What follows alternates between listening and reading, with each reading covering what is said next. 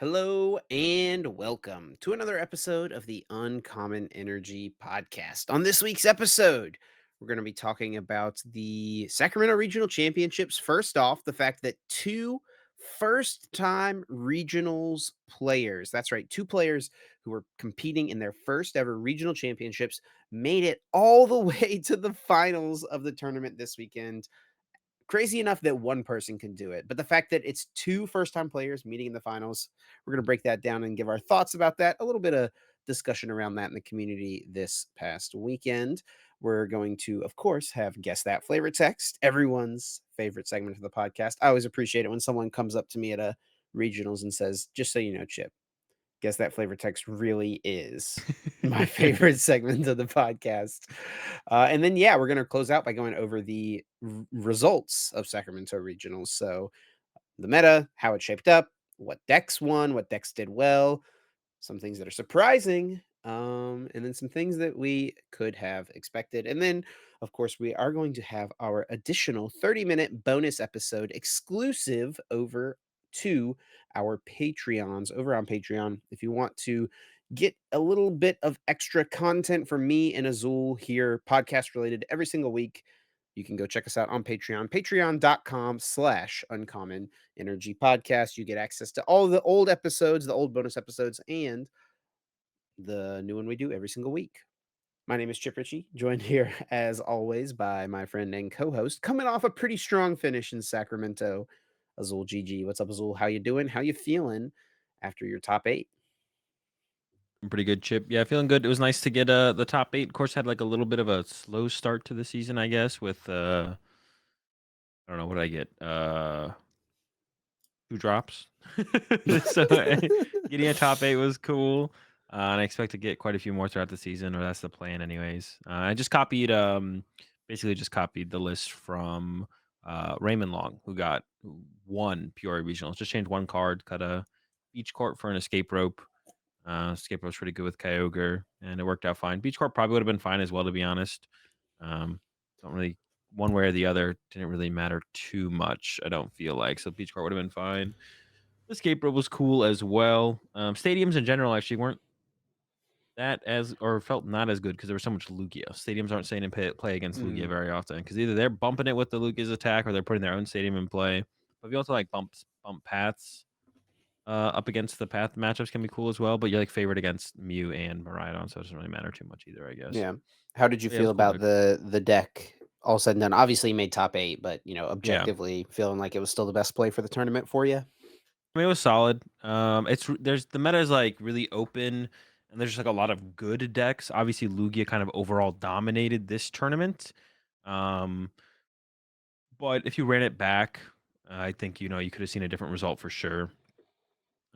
Where could have seen more lost box and cut. Could have seen just other stuff in cut. To be honest, the cut was kind of lacking in diversity. It was like 2 lost zone decks, both ogres, one Guardy, one Arceus deck, and then the 4 Lugia. So like I don't know. Yeah, if you run the tournament back overall, like it could have been a completely different meta. There was definitely some other decks that could have popped up. Like I guess the biggest thing was I don't know. It's kind of hard to say. I was gonna say like there wasn't the Miraidons weren't able to really take advantage of the Lugias, I guess overall, but Lugia really wasn't very popular. Like I feel like Lugia players used Lost Box as the stepping stones to get to top 8, and if there's not as much Lugia from Miraidon to use as the stepping stones, then the Miraidons are just getting stepped on by the Lost Boxes. So I think the way for the meta percentages, like it kind of made sense the way it went overall. But yeah, like yeah, I enjoyed playing Kyogre again, like the most powerful attack in the game. Using that is always cool. And yeah, it was just a solid deck overall. So yeah, shout out to Raymond, I guess specifically for the list basically. And yeah, I was pretty content with it. Would have been content with the two prize Kyogre build as well. Like I'm not too picky between the two, but I think there was like a slightly better reason to play the Zamazenta build over the two prize build. It was like slightly better. For sure. Yeah. Yeah, congrats on the finish. Overall, super solid. I, of course, was casting in Sacramento, which was a blast. I actually got to cast with Pablo Meza, aka Table Mom, for the first time, and I really enjoyed it. I like getting to do play-by-play casting, which I usually end up doing the analyst role or like the color commentary. It just kind of depends on who I'm paired with. And I don't mind doing either of them, but I like probably prefer slightly doing play by play. So Mhm. that's like what I get to do when I'm with Kyle Sablehouse because he pretty much only does analyst or color commentary. Pablo also is like only does analyst color commentary. So it was a good mix. I really enjoyed it. Got to cast the finals with him. Um, and yeah, overall, super good time. And then got home last night at like midnight, woke up this morning, went with Brooke and Samuel to the North Carolina State Fair, which was busted, broken, so much fun. Ate some fried food, ate some bad for you sweets, and that's called a successful day at the state fair right there. Is that a big thing? Like, I know everyone like, there's state fairs a lot in states, but, like, is it a bigger thing in Carolina, you Yeah, it's feel like, like than a other pretty I mean, I think pretty much everywhere in the South, it's like a pretty big thing to go to the the state state fair. fair? Yeah. Yeah, and then, like, also just for us, just because the state fair is in Raleigh, so it's, like, really easy to go to 'cause Yeah. it's the fairgrounds are, like, 10 minutes away from where we live or less, so, yeah, really easy to it's, like, no reason not to go check it out at least one day every year. There was, like, one year where I think we went because it lasts for, like, 10 days or something like that, we went, like, 3 times in 10 days. One year, just, like, got Last 10 food and hung out. days? Yeah, yeah, Is it's a it long time. is it, like I assume it's bigger on the is it, like, 2 weekends? Does it start on a Friday and then end on a Yeah, yeah, Sunday the next exactly, yeah. week? Okay, Mhm. okay. 'Cause I assume the weekends are more busy than the weekday Usually, yeah, but they do, like, specials every single day, like, there's, like today was, senior day, and so we chose to go today, well, mostly because it made sense with, like, our schedule, but also because, we were like, "Okay, maybe it won't be, like, as crazy crowded because we have, like, kind of one rule that we don't go to the state fair on canned food night because there's one night every single year that the admission into the fair is just you bring canned goods to, like, donate, and we don't go on that night because it is the most packed. People will go to the grocery store and get like a 50-cent can of beans or something like that, bring it as their admission, and it's just like you're shoulder to shoulder.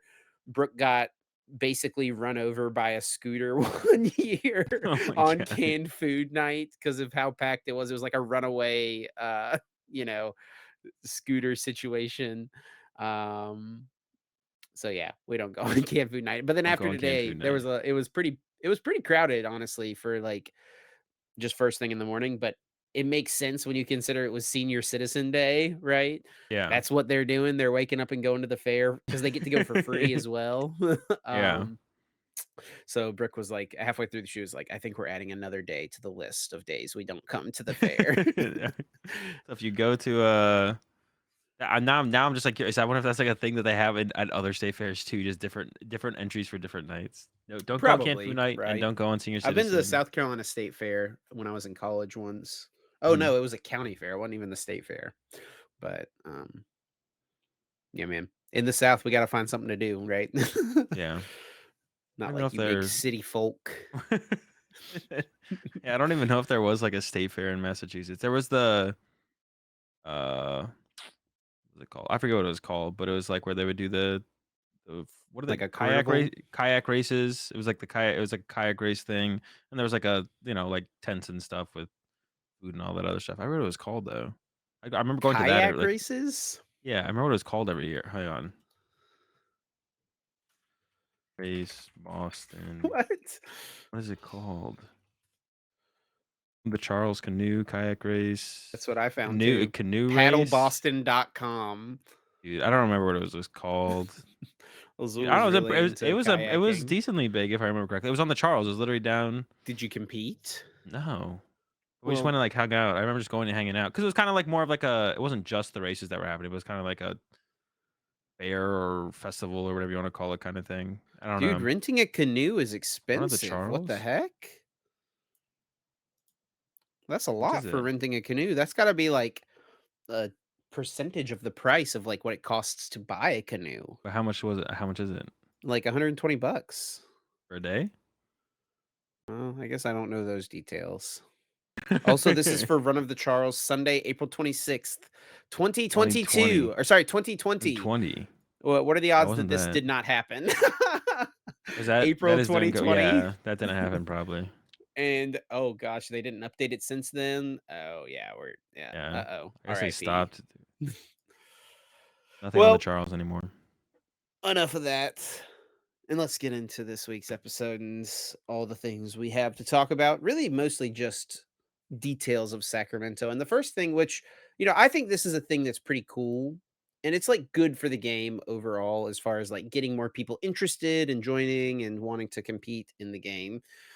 And that is the fact that it was two players competing in their first ever regional championships who made it to the finals of the tournament. We had Nicolo Abate versus Alexander Flatos. Nicolo was playing an Arceus Gyarados VMAX deck, and Alexander playing colorless Lugia V-Star. We'll talk more about like the decks and meta and stuff later on in the episode, but this was I think overall something that's just cool and it's good in general for the growth of it's like a good sign for growth of the game, I think, right?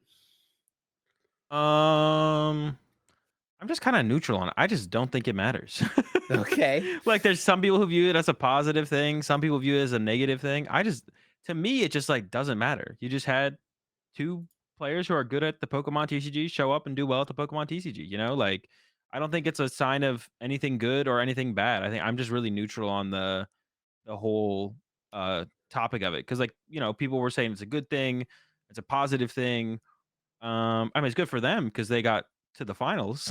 Like, but for me, it's just like, yeah, I mean, it's cool. I like it's sick. It's just sick that more people are getting into Pokemon. How well they do kind of doesn't matter for the growth of the game, right? But I guess Well, maybe it for gives some people it gives looking, someone a benchmark, right? And, like, if they're yeah, on the seeing outside looking people. in, Mhm. for sure. Maybe that could be like, but I don't know. I don't know if it was like going to deter people that they weren't seeing newer players do well in the game. You know what I'm saying? Like, I don't know.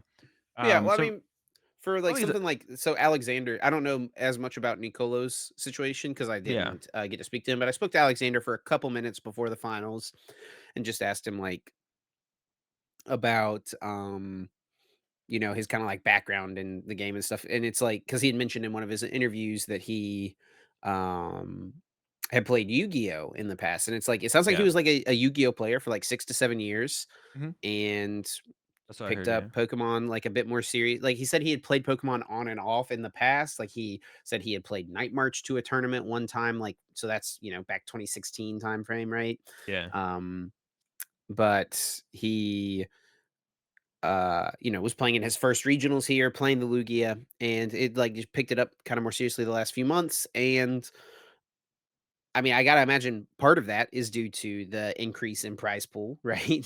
Doubling the first place prize, like just kind of gets Yeah. more eyes on the game naturally. And so it's like cool to see someone who's like been, I mean, I don't know how successful Alexander was or wasn't in Yu-Gi-Oh, right? But someone who's like familiar with card games, played other card games. It sounds like he plays One Piece as well. Um, Being able to pick it up and, like, translate that into Pokemon, and it gives, more reason for yeah, I mean, it's like it's a kind of a daunting task for someone maybe who is so committed down the path of Yu-Gi-Oh! Magic, One Piece, whatever, to, like, make a switch over to another card game, right? So it kinda can give you a benchmark that it's like, "Okay, maybe my skills can translate to this other game, and I can actually earn something for doing it too," as opposed to, like, Yeah. Yu-Gi-Oh! You get a deck box.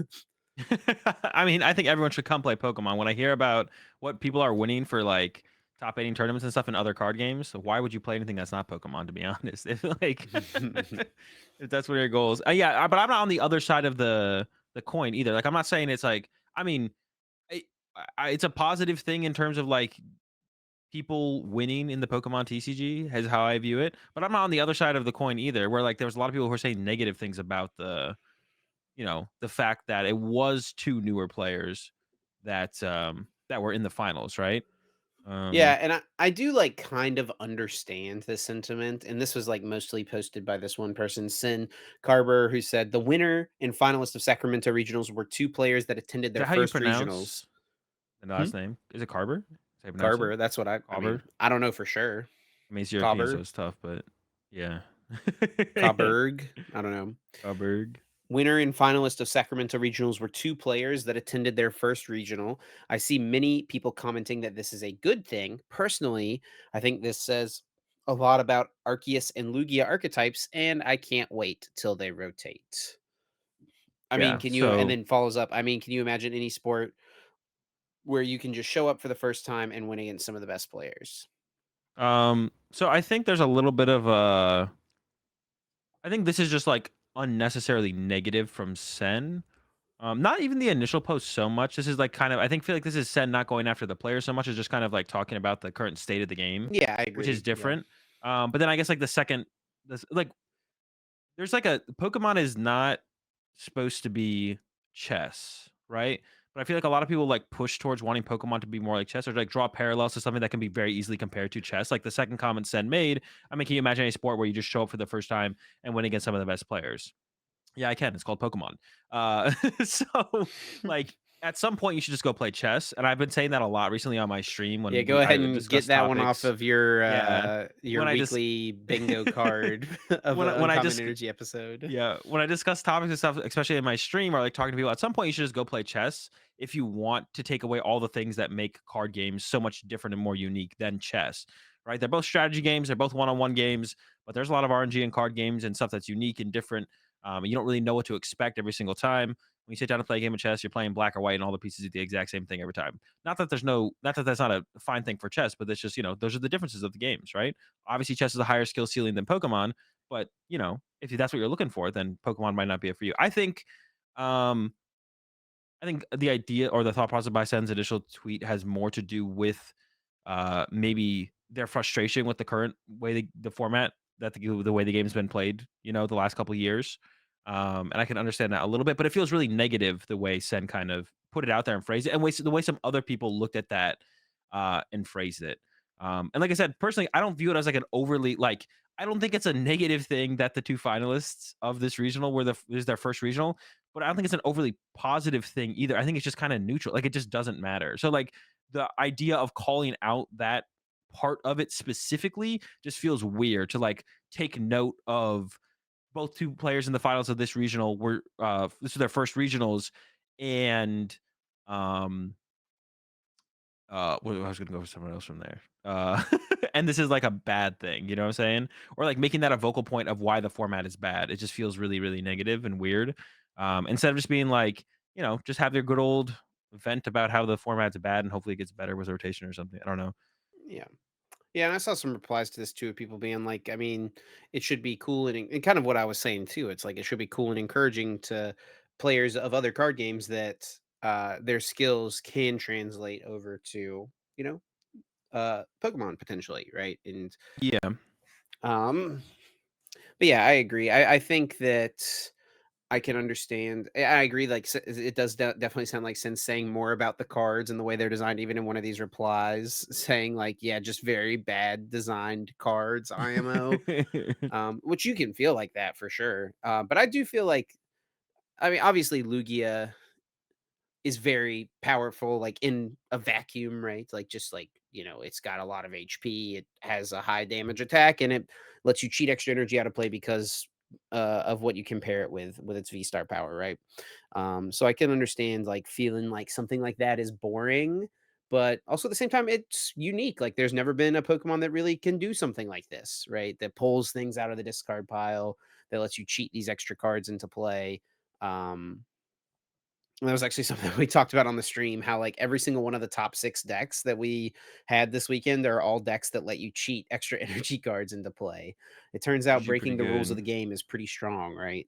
Yeah, definitely pretty good. But, Another yeah, point you I'll can, make like, to see this and think that I don't know, it's like, I think what's maybe Sin is wanting here is just, like, a Pokemon of the past, right? Which I don't know that we're necessarily gonna have again, at least not yeah. super soon. Well, one thing I'll say to that is you always rag on me for bringing this up, but the first regional championships I played in Masters, Oh I my also gosh, you I won also I it? also won, and that was in one of the formats that people consider one of the best formats of all time back in 2010. So like I don't know. Do we just discredit the 2010 format because of that? Like, what is that? Like, that's what I'm saying. Like, I don't think this is like. I also don't think like two new play. I mean, listen, I wouldn't. I don't love. I wouldn't love the idea of the top 8 of every Pokemon TCG tournament being just 8 random players every single time, effectively, Yeah. right? But it's not like that's like a trend we're seeing in the results of tournaments either, right? We're not seeing 8 players who showed up to their first regional, which was like theoretically there's gonna be more people who are going to their well, I guess not. There's more people going to their first regional than any other number of regionals they're probably attending at any regional, right? Yeah. So theoretically, there'll be more first. If it was truly random, the results of a tournament were truly random, we would just see that consistently over and over again. But we don't see that. Yeah. And we've also So like already even this season seen consistency from some players like Jesse Parker getting second place and then top 8 at 2 regionals in a row. Sawyer yep, Melvin got top 4 at this regionals and got top 16 in Pittsburgh, the first regionals of the year. So like that's yeah. 2 really solid finishes in a row. Like Grant it, Shen, top 8, yep, last yep, one, top 16, this one, like, yep. yeah, there's still plenty of consistency to look at for sure. Like, I don't know. I don't think, this is probably more of a standout result. I don't think Lil Regionals this weekend is gonna have 2 first-time regional champion or 2 first-time regionals attendees in the finals. It probably won't even happen another time this whole year, even if the format was to get, like, quote, unquote, "worse." So, I don't know. Um yeah, I don't think it's like I said, I don't think it's a negative or a positive. I think it just happened, and that's fine. Like that's how I like look at the situation. It's just yeah, 2 players showed up, played some Pokemon, did well. Sure. Yeah, that's fine. That's fine. Um I could see but I can't really have that perspective of someone who is on the outside looking in and thinking, "Can I ever do well in this game? What does it take to do well? it can definitely Or seem do I want to get daunting, into I feel like, Pokemon?" to people, Yeah, I could like see that, but I just can't, I just don't have that perspective because I'm not in their shoes. I can't imagine having that perspective. Also, as someone who is as competitive as I am, I can't like it's really hard for me to relate to that. So I mean, you could definitely let us know in the comment section. Is seeing even seeing players like Nicola or Nicolo and Alexander do well, first regional champions for each of them. Is that like a motivation for other people out there to want to prove what they got? Go to your first regional championship. I'm sure for some people it is, but like yeah, when I yeah. look at it, I just like I don't think about it as a negative or a positive. It's just like it is what happened, Yeah, which is I guess a little bit of a lame way to look at it in general, to be honest. I No definitely emotion saw behind it. that in some of my like the quote retweets on my posts. I don't there's not a good way to look at quote retweets anymore on desktop, but I definitely saw a lot of people saying that of like, this is this is cool like now this gives me hope, things like that. Yeah. I mean, imagine yourself, right? Like what if Magic the Gathering came out and their standard format tournaments, their pro circ or what are their tournaments called? Pro Pro tours. Tour, yeah. Pro Um, Tour. but can anyone play in a pro tour? They can, You gotta right? get, like, some kinda invite. You have to get an invite to a Oh, Pro okay. Tour. Well, what's their biggest level of open tournament? Like a PTQ or something. Yeah, something like that. So, Those like, are what like if they cups. announced that like a PTQ, paid out similar to this Pokemon, or like double, triple whatever Pokemon's paying out, like something that would Oh, really no, I think a incentivize PTQ people to is go like play? a PTQ is like a league cup. You have to Oh, win that or top 2 that or something to go to well, like whatever. a Okay, so some what if it's like I don't know the levels. There's levels. what It's a if? qualifier for a Okay, oh qualifier. my gosh. What I if get what you're Magic saying. Yeah, yeah, and they announced and, it would incentivize someone like you who's great at Pokemon to be like, "Hmm, now there's this opportunity. I could make a lot of money playing Magic, but I've got, over a decade of experience playing Pokemon. I don't really know much about Magic." It would and it's like a game that's existed longer than Pokemon has. I have to imagine it would maybe feel a little like, is this worth really sinking my time into, you know? Yeah. I mean, I already have my answer for that, so, like, it's hard for me to consider ever doing anything outside of Pokemon right now, but, I guess I kinda see what you're saying. I think it's maybe more of a motivator for, like, newer players than, like, players Yeah, who are just good at other probably games. so, yeah. I think players who are good at other games, and anyone who's, like, really good at Pokemon understands that they could go be really good at a different card game. It's just another 1v1 strategy game. Like, there really isn't that much more depth to being, uh a top tier Yu-Gi-Oh player, as a top tier Pokemon player, as a top tier Magic player. It's like basically all the same. Like it would take you time to get there. You couldn't just be able to be a top tier Magic player from being a top tier Pokemon player, or vice versa, but you'd be able to get there eventually for sure. Except for Okay. chess, because they start when they're like 5 years old. That's too tough. Yeah, no kidding. Yeah. That one would be daunting, right? And Yeah, you're I don't think never you gonna can. see someone showing up to their first chess tournament and beating Nope. Magnus Carlsen. Like, it's just not happening, It right? would be funny if it did happen though. That Yeah. would be insane. But Maybe yeah, maybe they but would once beat again, Magnus Carlsen if they were wearing a watch. yeah. That could be. That's all you need. Yeah, Yeah. I'm about to roll up to a chess tournament with a watch. Everyone's gonna get tilted. I'm gonna get that dub. If you don't Um, understand the reference, no, you I can look do. it up. No, No, oh, I'm you're talking saying to me. to Oh, okay, listeners, okay. yeah, yeah, yeah. Oh, okay, yeah. But I think, to be honest, chess, there's like no money in competitive chess though compared to what it should be for how big it is. So I don't know if we're winning more money here over here in Pokemon than they are in chess. To be We honest, depending on definitely the have type. it pretty dang good I compared know. to, like, most esports even, like Well, fighting games at least. Fighting games, yeah. In comparison yeah, to like fighting games, I mean, if you're like a pro league player, you're set. But yeah. um, yeah, even some Or like if you're esports playing out like, if there. you're playing if you're a Fortnite pro, you're probably pretty set too, but, like, Would hope so. that's about it. CS:GO maybe, I don't know. Yeah. Alright, well, you got anything else you wanna add about this topic, Azul?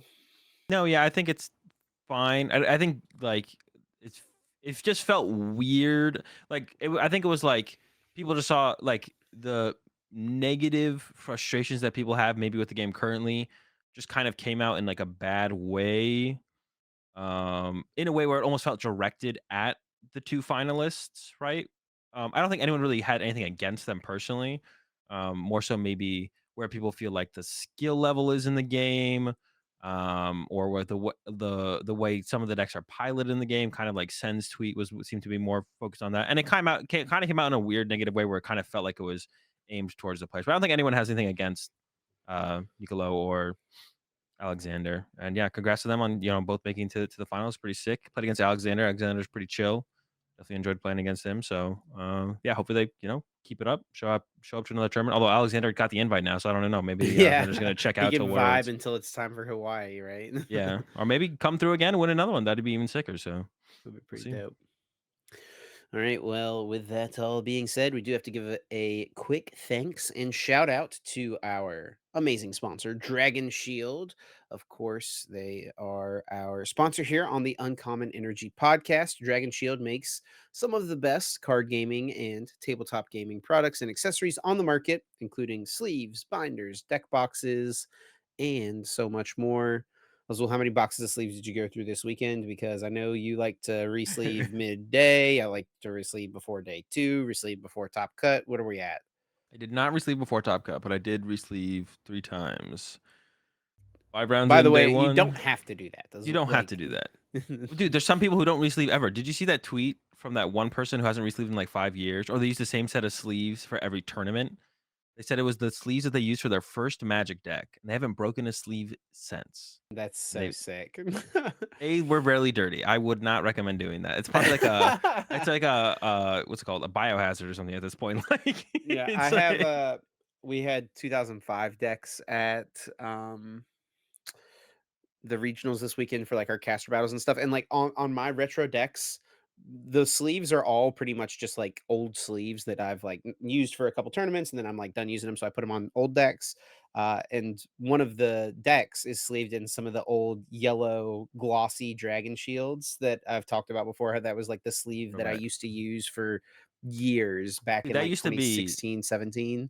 yeah, even back then, Dragon Shields were like the standard. All the good players back in the day had the played use Dragon Shields, man. Yeah, Everyone. for sure. And I The was old like, standards. but like I use mats now, but it kind of felt nice to like the glossy ones just feel so good to riffle shuffle. They just They feel do. They're they so sick. slick, so smooth, and so that felt kind of nice to like actually use those again. It made me think like maybe I need to go pick up a box of glossies or something like that. But I was talking with Puka about it, and Puka was saying how he had a set of or no, he knew someone that had a set of like black glossy dragon shields that they had used for like 7 or 8 years, something like that, just like tournament They to don't tournament, break, bro. pulled them out. And he said they eventually decided they needed to throw them out because they smelled bad, because they Oh, no. it was time to move on because it had been 7 years and they had just too much gamer sweat on them. Yeah, even if your Dragon Shields last that long, it's probably at some point you gotta Yeah, you gotta replace. replace them at some point. Yeah. Yeah, a huge shout out to Dragon Shield for being a sponsor of the podcast as always. I was rocking the tangerines this week. I got to re up. I got a lot of tangerines to go through this season, so I'll be rocking the tangerines for a little while. So yeah, huge shout out to Dragon Shield as always. Check them out. DragonShield.com/webshop/EU or US, depending on where you're located. And of course, as always, they're available literally everywhere else. Up next, Chip, we got Guess That Flavor Text. It's my turn to pick a card for you to try and guess what Pokemon belongs to the flavor text. So how this works is one of us will pick a card, read the flavor text on the card, and then it's up to the other co-host to try and guess the Pokemon that flavor text belongs to. The card, I guess, like the card and the um Pokemon that it belongs to. You get 4 points if you get it right without using any lifelines. If you use a lifeline, and for each lifeline you use, you lose 1 point. And the lifelines are what set the card is from, what stage the card is, and then read an attack name. Chip, this one seems like I like the flavor text on this one, but I think it's definitely a good shot that you can actually get this one. This feels like one of the ones that you'll be able to like maybe break down, decipher, and get to. So, are you ready for your flavor text this week? Absolutely. Let's get it. It claws if displeased and purrs when affectionate. Its fickleness is very popular among some. It's fickleness. Fickleness. Are you fickle, Chip? No, I feel like it's Wait, what does it mean to purloin. be what does it mean to be fickle? Fickle is like wishy-washy, right? Like you can't Oh. decide how you feel one way or the other. Like you go back and forth on decision. Oh, you're indecisive is kind of, I guess, a synonym for fickle, I think. Yeah. Changeability. Yeah. Yeah, So yeah, I mean, changeability. Yeah, yeah. immediately, purring and claws. Like it's got to be a cat Pokemon of some sort. It could be Meowth, of course, the OG cat. I'm immediately kind of leaning towards Purloin, though. I feel like I know the least about the Gen 5 Pokemon, which is wait, is Purloin Gen 4? Purloin's Gen 5. I'm pretty sure. I know the You least know about more the about the ones before that? You just like drop off at Well, Gen those are 5? like so I know a lot about gens 1 through 3, just a little bit about Gen 4, or like a decent bit now, I guess, at this point. The least about Gen 5 because like Gen 5 was out when I was in high school. I was definitely like way too cool to be messing with Pokemon, at least in my own mind, right? And then I went to college and Pokemon X and Y came out and I bought a 3DS and I was like not too cool anymore. So and from then on I've played all of the main series games. But anyway, yeah, Purloin is definitely what I'm leaning towards, and I like part of me just wants to straight up lock it in. I don't really know what I would change my mind on. Let me hear the flavor text just one more time. It claws if displeased and purrs when affectionate. It's fickle. Wait. Its fickleness is very popular among some. Yeah, I think like And also just like that just sounds like a normal cat. it does Like sound like a cat. Yeah, I don't know if anyone definitely is like a true. fan of like a cat's indecisiveness. Probably they just like the cat's personality or whatever, right? And I that's like guess. part of it. I mean, it's annoying Um, whenever the cats want to come I in the house and they take forever to come into the house, I though. do But kind of want to use like at least one lifeline to narrow it down a little bit to just feel better. I don't really know what would change that would make me. I guess if it was like a set I knew for a fact this Pokemon wasn't in, or if it was like a Gen 2 or 3 set that I knew Purloin didn't exist yet. So let's go with what set the card is from. it's from Diamond and Pearl. Dang it. Glameow, I guess. Yeah, yeah. I guess it's that one then. The other cat Pokemon. I forgot this existed. More But cats. yeah, Glameow. It could be wait, yeah, Purloin evolves into Liepard. Yeah, yeah, yeah. Okay. Wait, what does Glameow evolve into? Wait, does Glameow evolve into Purloin? Oh, I'm tripping. What does Liepard evolve from? No, that's Purloin. Yeah, I'm tripping. Holy cow. This is normally you. This is Well, I wouldn't even be able to guess the names of them. I would like have stopped like Oh wait, I'm forgetting what Glameow evolves into. Or is Glameow the stage 1? The little gray cat, one has a super curly tail. Oh, I'm like tripped up right now. I this is rare for me, I feel like. Okay, now I'm way less confident. I'm gonna go with I went with set the card is from. I'm gonna go with read an attack name. it has charm. Oh yeah, I mean it's Glameow. And does Glameow evolve into Purr Ugly? Well, wait, why does Purloin not evolve into Purr Ugly? Is or does Purloin evolve into Purr Ugly? And I'm like tripping myself up. Glameow into Purr Ugly. Okay, I'm gonna go with Glameow, dude. Locking it in? Yeah, lock it in. Yeah, it is Okay, Glammeow. dude. I thought there was a Does good it chance you'd evolve be into able to get Purr this one. Ugly? It does, Yeah, it right? does. Yeah, yeah, Okay. yeah. Wait, for so why ugly. doesn't Purloin evolve into Pur Ugly? Like that that makes no sense. Well, it came out afterwards. Prugly came out Yeah. before Prugly was even or yeah, or Glameow and Prugly came out before even Purloin was even a thing. Which one is it? Is it this one? Oh, there's Yeah, 2 the bottom arts one, of this bottom card. right. Yeah, there's a promo art though too. Look at the promo. Oh yeah, do they don't do that anymore, do they? Where they used to do 2 arts of the same card in a set? They Or do is it sometimes, but when they do, it's got like the alternate symbol in the bottom corner, you know? oh, yeah. But yeah, there it is. Glameow with charm. I'm glad that I asked what set the card was from. Yeah, I was like, that's like the one if you as it was developing, I was like, if you don't ask that, then maybe you don't actually get this one, but Glameow into Per for Ugly. for And then ugly. Purloin into Lipard. Dude, what the heck? I was like Such a pretty sure, weird but like I just got lost in my own head on that one. why does Glameow evolve into such an ugly Pokemon? Like it is it's because it's Glameow, like glamorous, but then there's it evolves into per ugly. Per Ugly. Dude, Per Ugly. It's Don't say ugly. that to Per Ugly. He's coming for Uh, you. All right. Well, up next, we got to talk about the overall results. We talked about a couple of the players who did well, and we could probably start with their decks at first. To be honest, we could just work our way through the top 8 list. I already talked about my list, so we don't have to talk about that. But yeah, Alexander did end up winning the whole thing, like we mentioned, and was rocking the colorless Lugia, which I guess you could say overall dominated the tournament. Right? Would that be fair to say? 4 in top 8. I think so, yeah. And that's definitely, I think, the big takeaway here. 4 in top 8, and there was only 11 in day 2. Like Yeah, it had a majority of them. reasonable day 1 to day 2 conversion rate. It was like 8% to 8%, so pretty normal. You would normally even expect it to be a little higher. So like you could even call its conversion rate low, Actually, it was but interesting. I talked to Brent. And Brent was like, it had the second best out of the top 6, the second best conversion rate. Lost Box went from like 14 to 20, and then Lugia staying from 8 to 8 that gave it the second best conversion rate. oh Everything else yeah. went down in percentage. Let's Or actually yeah. we should let's start by looking at the meta charts Oh actually. yeah, we can Let's take a do look at that. those. So this was the day 1 meta share. And this is day 2. So let's start with day 1. We had 14% Lost Box, 14% Charizard, just a little bit more Lost Box than Charizard, 13% on the Miraidon, 12% on Gardevoir, 11 on Chiempao, and 8 on Lugia Archeops. Um, Based on Oh, our predictions from the episode last week, Lost Box was a decent bit higher. We predicted 10%. It ended up being 14. We predicted 12% on the Zard. It ended up staying pretty consistent. It was yeah. 15 in Peoria. I think we both thought it was going to dip a little bit more than it did. 14 to 15 is basically staying the same, right? Miraidon, No top 8s. It's maintained, but still that's actually like kind of a surprise, I guess. Two back-to-back 15% with 0 top 8s yeah, that is definitely kind of or 15 surprising. 14.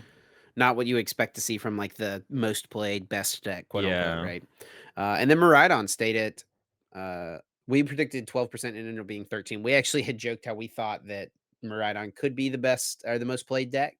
And it wasn't that far. Only 20 more Lost Box players than Miraidon players in the Yeah. tournament. There was a lot of them. Also, Maraudon did not have the as powerful of a showing. Of course, Jesse wasn't there to carry it, so lack of Jesse. We'll see if Jesse can change that. I think Jesse is going to Toronto, so maybe Jesse will change that at Yeah. the next North American regional. But yeah, it was pretty popular. And I have to imagine like maybe that's something that'll like kind of maintain moving forward. Um, we can actually like talk about that while we're here. I guess we got little regionals this weekend. Like, how much of this do you think changes? Like looking at this top 6 right here in day 1 from Sacramento. What do you think changes from here to Lil coming up I mean, this I think weekend? Lugia can go up a bit, right? It has to, right? Um, There's no way it stays at 8%. it's probably underplayed at 8%, to be honest. Yeah, I think there was just kind of like a shock at the underperformance of it from Peoria a little bit, I guess. But the deck proving that it is really that good. And it just wasn't his tournament at Peoria, I think, more so than anything. I wonder Like if there not was some scare with the potential of like Spiritomb in some decks, right? Like Spiritom's pretty good against colorless Lugia.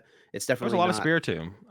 There Like was there's a decent definitely still a amount. lot of Spiritomb, Yeah. but I wonder, like, you know what I mean, though? Like, I'm saying, like, I wonder if that's why, like, less people played it. Maybe they're like, well, people are Could have playing their been, yeah. Spiritombs. That's like annoying to deal with. I don't want to play Lugia if I'm gonna have to deal with those all day. Yeah. I mean that could have been maybe one of the reasons, but It definitely feels weird for it to drop off that hard and then do this well. But there was more Lost Box, which is pretty good for Lugia decks. Yeah. But like Charizard and Miraidon, which are like I think the Charizard matchup is fine. People say the Miraidon matchup is unfavorable, but I haven't really felt that in my games I've played when I go Miraidon against Lugia. So to me, that one still feels pretty close. But people talk as if like the Charizard and Miraidon matchup are the tough matchups for Lugia, but those decks stayed the same. I mean, if anything, they're literally the exact same percentage of the meta, right? Because it was 12%, 15%, Mhm. now it's 14, 13 from Peoria to here, and then Lugia just dominates. So maybe it's just kind of a tournament to tournament type thing. Yeah, and I mean, if we look at the Pokestats data for some of these players like Alexander, like he played a decent amount of Lost Box decks. He actually played a lot of Urshifus for, how And what the played heck? that deck is. He played 4 Or Urshifus, which is a pretty decent matchup, it looks like. I mean, he beat Kreckler and Victor in day 2. yeah.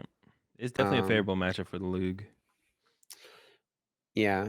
And but other than that, I mean, it's like a pretty decent variety overall. Played some mirrors, played some Charizard. Did lose to the Charizard. No It looks Miraidons though, like I guess. yeah, no Miraidons, and this is the funny one. I don't know if you've seen this or not yet, Yeah, Azul, I but actually talked to Kerr about it there. Charlie Kerr played 11 Lost Box decks, bro. Yeah, that is a lot of Lost Zone. Yeah, that's a lot of them. Yeah, I was already talking to him about it at the event. He's like, he's pretty much only played against Lost Zone decks so far. At the point that I talked to him after he beat me, that is pretty funny though. Yeah, tied a Mew, tied a Sablezard, which is like I feel like Sablezard should be easier to beat than like the Turbo Box or Kyogre decks, right? Yeah, because they don't have any like aggressive option. They can kind of like chain the Zard at the end of the game, which hits pretty hard. But if it's Yeah, just and hitting then to a one hit KOs Snorlax, Lugia. like you Yeah, just yeah. use Lugia early and then you just go into Snorlax's late, there's no good target for the Zard to clean up on. So should definitely be a pretty good one. But it was like anything, it's possible to lose to anything. So Yeah, it's not without a like doubt, without a too much doubt. of a shock to, and it's just a tie, right? So it's not too much of a shock to just see a tie. Dorian, who got top 4, played against quite a few Gardevoir, it looks like, and that was a solid matchup. Yeah. Yeah, I don't know 4-0, and beat a couple Charizards as well. I don't know if any of the Gardevoir players played the Temple of Sinnoh, but hey, like that's if you're like the Lugia players are gonna keep taking advantage of it. People are not putting Temple of Sinnoh in the Guardian. I don't think anyone. I don't know if I don't think Henry Brand did or So, Tonneson did. Neither did Ryan. and then finally Dominic here. I think is Dominic the only one of these 4 Lugia players that played against a single Miraidon? Is that jeez? I think Is that's that a, true. I mean, but that's Charlie a played 0, Dorian played against 0. I mean, we don't know what some of the question mark decks are. yeah. But like I said, it's one of those things where it's like there's less Lugias. I don't even know how does that even work. But like the Marions are getting stepped on by the Lost Box players, and Mhm. maybe the Zard players as well, to be honest. So they're most likely doing well. So the Cullis Lugias that can kind of, dodge some Maridons early, the later and later into the tournament it goes, the more likely you just aren't going to hit Maridon because the Maridons are kind of getting squished out by everything else. So it's like not that big of a surprise the way it kind of ended up, I guess overall, um, for sure. And then moving from Uh, day 1 into day 2, I guess we should just hit the other percentage real quick. So Gardevoir was 12% in day 1, Chien-Pao 11%, Lugia at the 8. And then in yeah. day 2, Lost Box, really good conversion Yep. rate.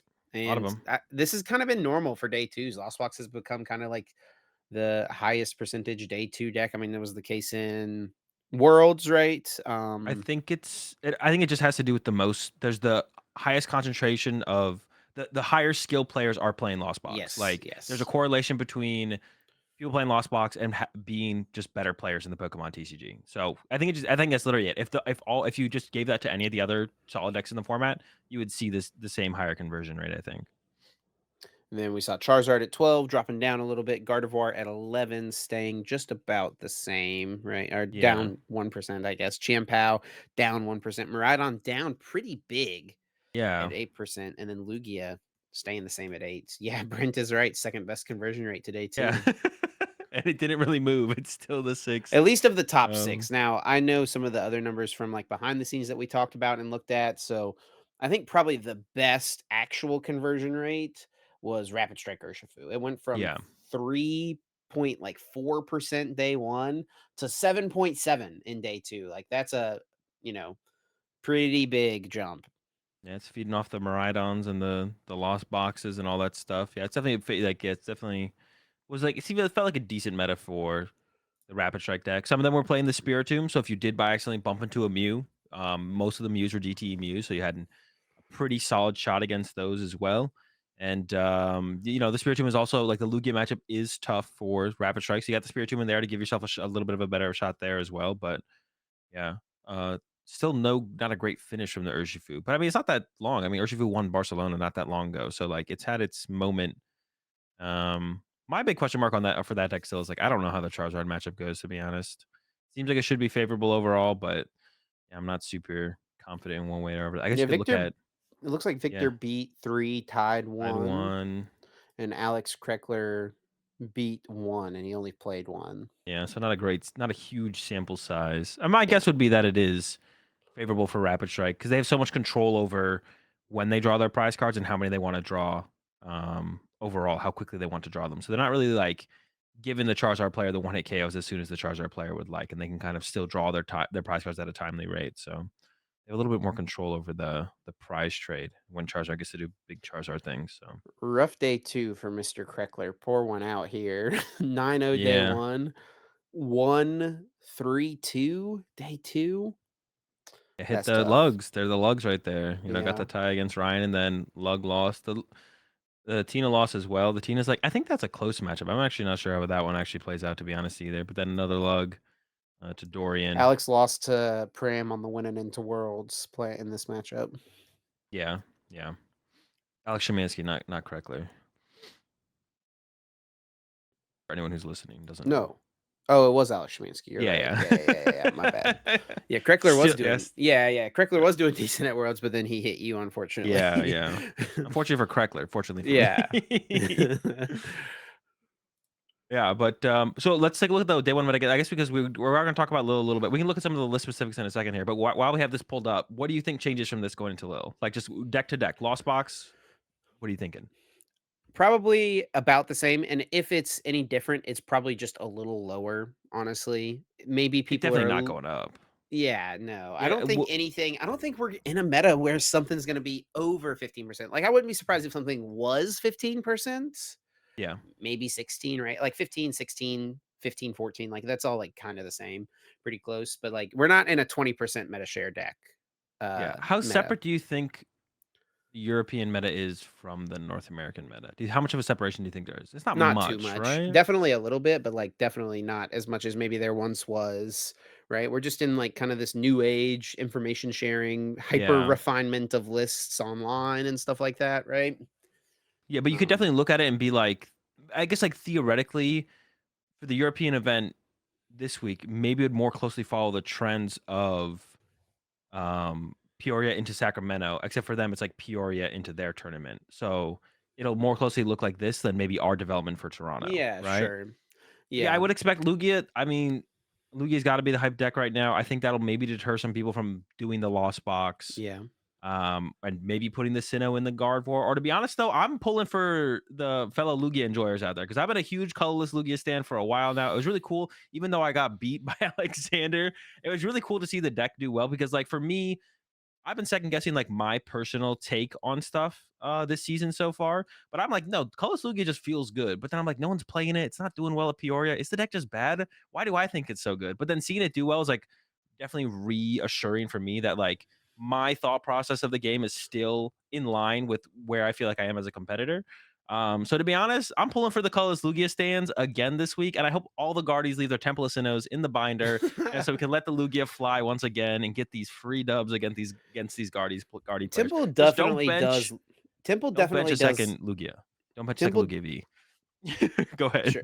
Temple definitely does do less though against the colorless Lugia. It's still A little bit good. less. You still get to turn off gift energy, right? But Pretty like good. their energies still count for something, which sometimes if all they need is Drapion and Boss, sure they don't get gift energy to dig for it, but maybe they have Luminion to dig for it, right? If you're not I playing already KO'd one of their Archeops. They're not setting up the Drapion anymore. Oh, That right. thing's cooked. Yeah, I of forgot course. everything goes perfectly every time. No, but yeah, I think Lost Box will definitely have to come down. I think for sure. Um, I I can't imagine Zard is staying at the 14%. Like, it's had such bad showings back-to-back weeks. Or are we missing something? And it's like, maybe the European players have that broken Zard. Maybe there's another broken Zard list out there. Is there the We've seen next? Brazil Zard. Are we going to see EU Zard next? Yeah, North American doesn't have a Zard deck. We're not we're not We did creative kind enough. of see EU Zard at Barcelona, right? With the guy that got And top four. The Yeah. Lost Zone stuff. Yeah, they already had their moment. I was not a big a fan of the Lost Zone stuff as the Arvin stuff, to be honest. One deck that I Maridon, think I feel like this isn't a European deck, you know? Like, I feel like there is a deck sometimes that's just, like, not a European deck, and I think Maridon is probably that deck. it just doesn't have that EU vibe, you know? Yeah. Yeah, it doesn't Maridon, feel yeah. European. Not British, not part of the European Union. Like, Maridon's definitely an American. Yeah. So, Maridon I could see being, like, falling pretty heavily and being, like, an 8% deck overall. I could definitely see that. I don't know, though. Maybe it'll be pretty similar. Gardevoir, I think, is definitely a European deck. I think we'll I see could that see it being still. more, yeah. I could see it being And the it, most popular deck, yeah. and looking into day two, like I think Gardevoir could be a higher conversion rate deck as well. Yeah, that would be my prediction. Some very good Gardevoir enjoyers over in Europe. Yeah. Um, talk about last one I guess here is like we expect Lugia to go up, Gardevoir to maybe go up, be the most popular, Miraidon to come down, Charizard to come down a little bit, Lost Box come down a little bit. Chien Pao, do you think that'll even stay on the top 6 here?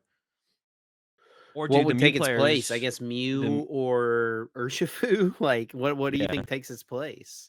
Well, do the Mew players take advantage of the lack of Spiritomb and Drapion that the Europeans don't like to play? Like, is that We're gonna have this discussion again. is it Last coming in season, Azul just droves? berating all of Europe for leaving their Drapions at home and letting Mew win every single tournament. Hey, what Benji was in my chat earlier. We were talking about it. We're like, hey, Mew seems like a pretty good play. It's a European event. Mew's pretty good. Like Mew's still in the format. It's a European event. Okay, both boxes are checked. We're running Mew. Let's go. Yeah, and Mew, you know, I mean, besides the Zard, which you auto lose to, you can beat everything else. You probably have an unfavorable to most Lost Box decks, especially like Kyogre is pretty bad, but you can I beat think the the other ones. turbos. I think the turbo you're fine against with the way builds are currently. People are cutting Drapion, so like, it's gotten a Yeah, lot better for the Mew.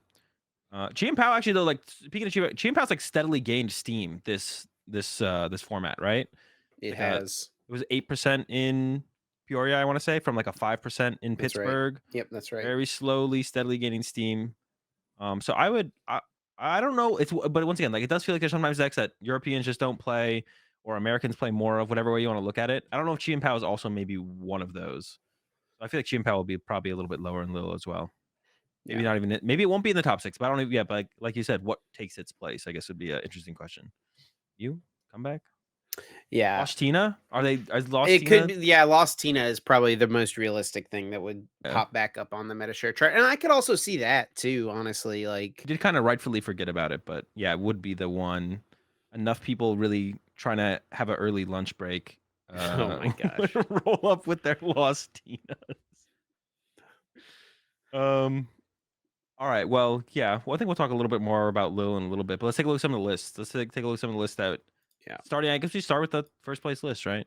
Yeah, let's start with Sacramento. Alexander's list. Nothing like super crazy here. Did have the Luxray and the Reversal Energy, which are kind of techs Yeah. that people have known existed. And it feels like you either play Luxray and Reversal or you play Zard and Luminous. Well, you'd think that, but the best call is Lugia list in top 8, in my opinion, was Dorian's, because not only did it have the Luxray and the Radiant Zard, but it also had 4 Great Ball, which I'm personally a big fan of. Oh, yeah. Well, I think you play both. I think Charizard is better than the third Snorlax, actually. Oh, 3-2 Lugia in this list, though? That's a little crazy, man. There's 4 Great Ball, though. That's a lot more Pokemon that search than makes it average. so much better. No, this is like very similar to it's very similar to the list that I was working on pre Sacramento. And it just flowed. I don't know. The Great See, Balls, I feel like when you get the 4 of Great them in Balls are there, not it, man. you're hitting the chops, you're hitting the Luminions, everything's going so much smoother.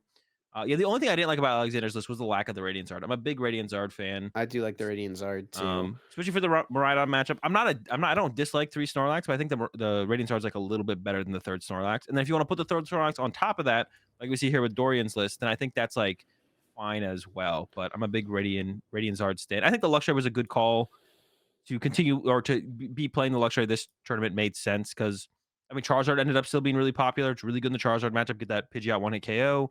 And it's really good in mirror match as well. So you hit the other Lugias that are doing well. Eventually, we saw quite a few Lugia colorless Lugia mirrors going on, and the Luxray was an impact in some of them. So Yeah, definitely. Luxray is definitely really good in that Lugia mirror match. Alexander did play the Weird Deer, not something that every Lugia player has. Dorian did not have it in their list.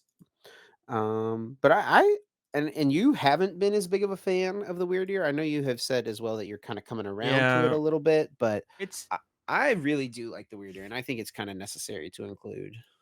I think it's good in mirror match for sure. I think like I mean, I I think don't it's know. I good want to against play it. any of the V stars. Yeah, it's good against so mirror match. We saw Arceus. Alexander used it very efficiently against um Nicolo in the finals, and Charlie should have used it to more efficiency in the top 8 match against Nicolo as well, but definitely made a couple mistakes there that did not lead to the Weird Deer being as effective as it could have. So like specifically, yeah, hitting that matchup actually like it's pretty good in that matchup for sure. I think it does have some potential value in the mirror. Although it's not like a consistent factor. It's also Um, like a way you can, if you drappy on one Mew VMAX, you can Weird Ear the next one, right? yeah, definitely could help in the Mew matchup for sure. I guess the most interesting list is definitely Dominic's list, right? I just pulled that up. I actually hadn't looked. I thought I had looked at this list earlier, but I hadn't looked at this one yet. The Ditto, the Squawkabilly, that's probably the two most standout things, right? Ditto and Squawkabilly, yeah. Yeah, the Ditto is kind of interesting. I don't know Gives you the why you flexibility would of play being Ditto over a fourth Lugia V. because you might want to have a one prize interactive. I think it's what it is. Like you have a chance, Yeah. but like, what is the chance you open the Ditto? It Not definitely very high. feels not that good. And, like But I think it is it better than the fourth Lugia V though? It probably is, right? I would imagine Yeah, but so. is it better than the third Snorlax? Maybe not. That would be the question, right? Yeah. But it does have the Radiant Shard in here. Like I said, I'd love to see that before the third Lax every time. But third Lax on top of the Zard is not a bad thing to have either. But yeah, that's the Ditto's It was interesting for actually sure. it was actually pretty funny. I just want to mention this real quick. Dominic played Sawyer Melbourne in top 8. Mhm. In their games were ridiculous because they were both like just joking around with each other the whole time, definitely not treating it like a high pressure, big money on the line type situation, which is fine. You like to see people enjoying it and having fun, but Dominic started I don't remember exactly what happened.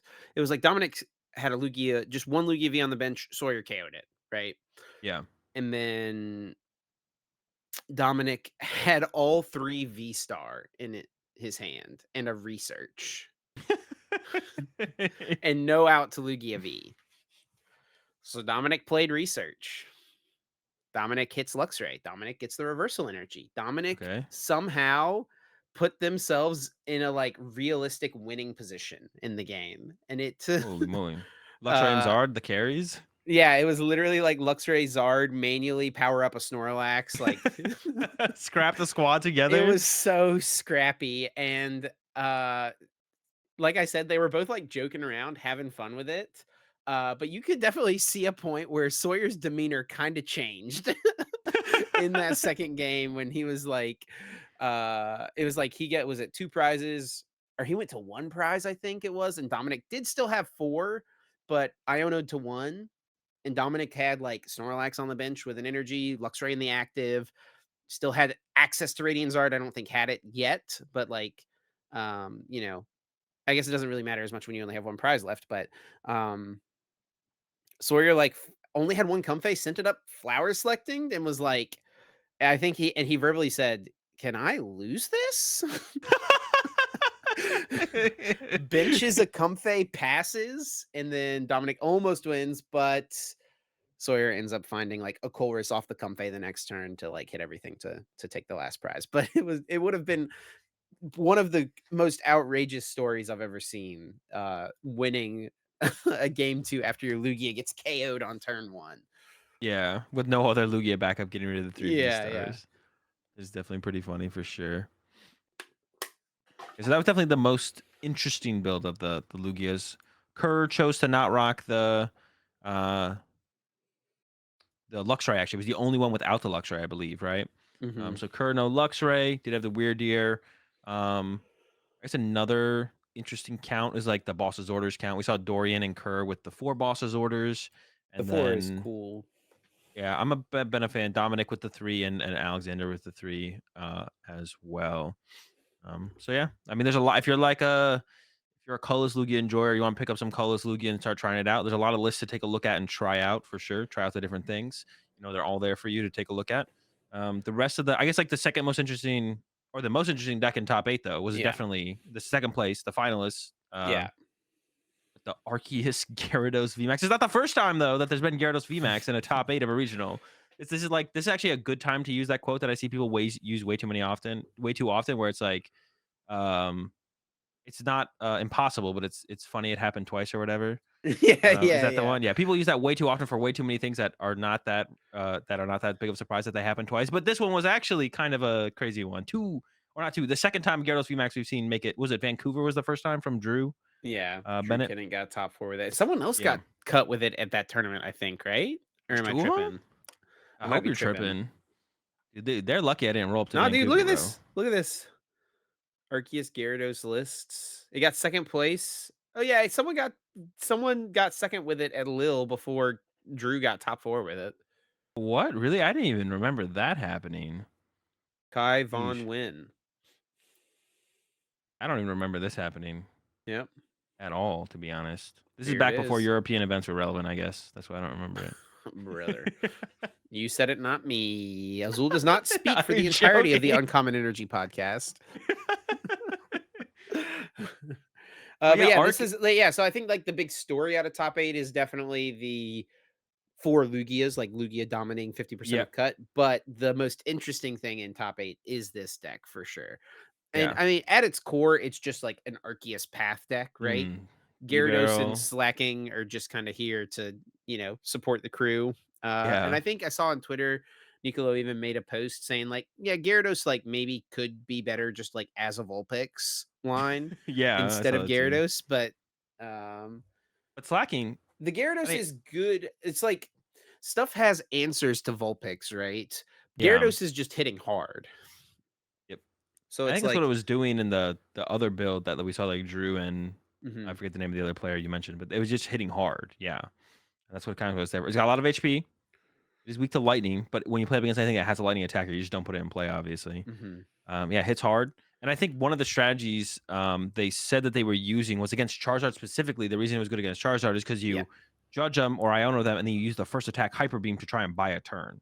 Slow them down, do 120 damage, discard an energy from their active Pokemon. The Charizard deck doesn't play a ton of energy, and a lot of them are going into play really aggressively through the ability on Charizard. So you Yep. hit them with the Judge, put the path in place so they can't use another Charizard, and it's possible they whiff that attack on the next turn. You'll shut down the Pidgeot, shut down the possibility of another Charizard accelerating energy to play. It definitely sounds like it could be played around though, just by putting a third energy on your That's what I Charizard was when you evolve literally it. just about to say, yeah. But I don't think anyone was hip to the strategy to apply as a Charizard player against Arceus Gyarados VMAX. So can't really blame anyone for getting bodied by the Gyarados VMAX. Yeah, and, Nicolo did end up getting second. Of course, this deck is supported by the Bibarel. It does have the Radiant Greninja in here just for a little extra draw power. The Greninja Almost is with probably the Melanie. most, like, out of place card to me, I feel like, in this deck. Like, sure, you get a little bit of extra dig, but you really want path and play from turn Yeah. 2 onward with this deck, and sometimes, like, turn 1 into turn 2, right? So, Could help with the potential of the Melanie, like a little bit, right? Like if you don't get the Ultra sure. Ball, could get there. A little bit of extra draw power. I think I saw a tweet from Nicolo as well saying that like had played the Poppy in this before, didn't include it in this build though, going into this regional, I believe. But it was something that was on Nicolo's radar to potentially include, but didn't feel like it was worth it. And this has been like a combo that's been in Arceus decks. Not a lot, obviously, because like no one really knows about Arceus decks right now. But this is like a Poppy plus Rating Greninja is something that people have been playing, since like the beginning of this format, basically. Not that it's like a super mainstream popular thing. Obviously, it's like the first time Arceus has done well like this whole format, I believe. Besides like Arceus Charizard did okay, but that's not really an Arceus deck, I feel like. So yeah, the pop allows you to just move 2 energy from one of your Pokemon to another of your Pokemon. So you use Arceus, you accelerate 3 energy to one of your V Pokemon, and then you hard retreat the double turbo or switch into the Greninja, attach the Greninja, poppy the energy over, and then use Radiant Greninja to Moonlight Shuriken a couple Comfies or something, or Ralts or Curlias, whatever it might be, Yeah, to because get a who's big gonna prize edge. bench their Manaphy. Manaphy's against an Arceus deck, right? Yeah, it's Not definitely a many cool people. play, and I could see, it's probably worth including for the style points alone, right? Yeah. One thing I was trying to figure out, like the vengeful punch in here, it's good against Guardy. Some weird situations can come up where it's good. What is the Defiance Band specifically for? What is that responding to? Like, what is Um, that? Where you get in? 270, Oh, 260, 290 with the slacking. yeah, against, but it will be against like EXs and like non. Yeah. That one I couldn't quite Yeah, I figure don't out, to be know. I honest, don't because it know. feels like Choice Belt fills the role for any damage buffs you'd need. What EXs are in the format though? Gardevoir, Miraidon. Pidgeot. Oh, it allows slacking to KO Pidgeot. It does allow slacking to KO Pidgeot. Yeah, and Maybe that's maybe it. maybe that That's is it. something. You can set up those plays, of course, with Starbirth. Yeah, yeah. Maybe I guess Um, Gardevoir could help and you get this is through a like a deck Gardevoir. too where you can theoretically save Starbirth. You don't usually want to though, Tough. because you want to be It's putting hard Path in to. play, right? Yeah. Well, sometimes Uh, if your opponent's not bumping, you also play the vacuum yourself. But if they're not, in a lot of matchups, if they're not bumping your path, you're winning. So if they bump your path, you just get to use Starbirth. But if they're not, then you're yeah. winning anyways. So like if you get like a turn 3 Starbirth, you can set up some cool things with like Boss's Orders slacking, probably Boss's Orders Gyarados Hmm. somewhere along the way. But yeah, this is definitely the most unique deck in cut. There was also, while we're talking just about Arceus decks, Braden Elford ended up getting ninth place with an Arceus Duraludon deck. Braden, I Yeah. think in Peoria, played Arceus Vulpix. So, Braden has been an Arceus enjoyer for a while. He won a regionals in 2022 with Arceus Duraludon. Yeah. Um, Big time Arc this is a enjoyer. pretty interesting list. Had the Bibarel Squovit engine, had the Radiant Alakazam, and also had Of course. Mawile, but not just one, two Mawile Azul. You gotta have the two Mawile. Like the deck would be incomplete without the second Mawile for sure. Yeah, trying to do some shenanigans up against Lugia decks. Guard even has the Echoing Horn in there to not only do like some, put your Luminion back in play type plays, but probably also to abuse Mawile, I would assume more so than anything. You can also do cheesy stuff, honestly, against Miraidon, where you like bring up one of their Pokemon that doesn't have any energy on it. Because Marion plays a couple switch cards, but not like a whole ton. And then you Yeah. like Mawile trap it for a turn, and then you go into Arceus, and then you Arceus KO it. Yeah. So I wouldn't be surprised if that's because the Miraidon's pretty tough if you don't like turn one path cheese him, to be So honest, for I Arceus saw decks. Braden put on Twitter the reason for the Mawile, and it's against Charizard specifically. So like if they Um, use or start their Mew, they have one escape rope. So they can escape rope, get out of the Mawile, and then KO the Mawile. And then you hit them with the second of Mawile. course, yeah. Yes. And then what? And then And what if then they you don't open Mawile Mew? them. And if they don't open Mew? Well, who would expect the second Mawile? Yeah, worry, our Mew's safe. There's no way they have two Mawiles. There's even a super rod in there. Third Mawile. Yeah, Brady goes up against the player playing two switch cards. Or they still have the what's it called? Penny in the list. They still have the penny escape rope. Yeah, yeah, And yeah. it's like, all right, cool. Third Mawile. Nice try, Charizard. But to be honest, if you're not taking prize cards, it's not like any of your stuff's getting KO too aggressively. They can only take like one prize knockouts. So Right, yeah, that's true. yeah, you're just not gonna draw prize cards, I assume, in that matchup, and you just go for the Mawile cheese, and then And then, like, Squovette. against Lugia, you just gotta set Duraludon up. Yeah, yeah, you just get the round set up and you And you if you just win do the that, you game. win. The Guardy matchup is tough as well, so I'm sure the Mawile is a pretty big help in that one. But you do have Path. You have Path, Iono. Only 3 Path, though, which is actually interesting to see because It's like that's the core of the 20 deck. that's like 25% less Path than you could be having, which doesn't sound Yeah. correct. I feel like The you could have 4 Alakazam is Path. kinda interesting, Arceus Helps with the isn't Guardy. one-hit KOing, any big guys, but it's also not it's over two-hit Over KOing them, so it yeah. can just let you save some damage in play. I can't Guardy think of matchup any has to other be the specific reason to play the Alakazam. gotta be for Guardy. Like, it's gotta be the main value you're gaining, I would assume. Yeah, I can't or think you're of like anything if, else. Lost Box attacks with Dragonite, right? Yeah, yeah, yeah, yeah. So maybe for the Lost Box matchup as well, because you don't have like that great of a Lost Box matchup. Except if the two Charons cares, so you're probably fine against Lost Box. Yeah. But then even against, I was gonna say one more thing about Lost. Oh, against even Miraidon, to be honest, like you don't one hit KO the Miraidons, so you can move some damage off to it KO and then move the damage to the next Pokemon. So it probably is a little bit helpful against the Miraidon matchup. You do have the Duraludon, of course, that can one hit KO. But when they get the Mhm. bravery charms and stuff, that sounds annoying. I don't know. Ooh, but you could Mawile if they attack with a Miraidon, you could Mawile it, so they can't retreat to a new attacker, and And hopefully you then don't you have a switch card. Arceus it. Yeah, I'm saying, man, Dude, easy matchup. the plays with this deck are absolutely insane. um, And then we did have 2 Lost Box decks in top 8. 2 Kyogre decks yourself. We already talked about your deck this weekend. Of course, played the Raymond Long, Kyogre, Zamazenta, Pidgeot V build, and then Sawyer cool deck. played the Two um prize, two yeah, prize ogre.